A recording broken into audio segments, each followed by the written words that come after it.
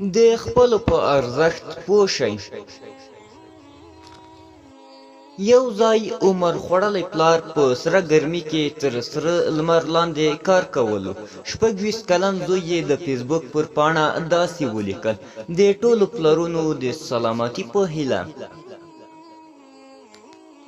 بل ځای یوه مور د سهار په 5 بجو له خواږه خوبه پاڅېده، د کور په کارونو بوخته شوه.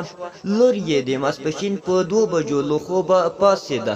څو شېبې وروسته یې پر فیسبوک ولیکل: زما مور زما ټوله شتمني ده. په همدې شېبه کې یې مور د لور کوټې ته ورغله.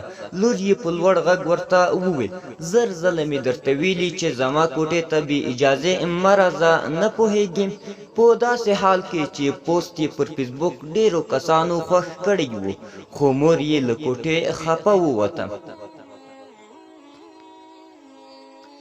بل ځای یو کس پر یوې تابلو کار کولو، ښایي تکړه رسام و. خپل کار یې خلاص کړ، تابلو یې پر دیوال ولګوله.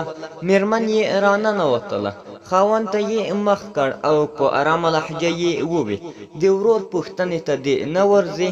څو ورځې کېږي چې ناروغ دی؟ سړی په غوسه شو او په تریخه لهجه یې ورته وویل: نن کار لرم، حوصله نه لرم چې ورشم. خو پر تابلو لیکل شوي وو: د یو بل په ارزښت پوه شئ. ډېر خلک همداسې وي، ځانونه یو ډول ښیي خو اصلیت یې بل ډول وي.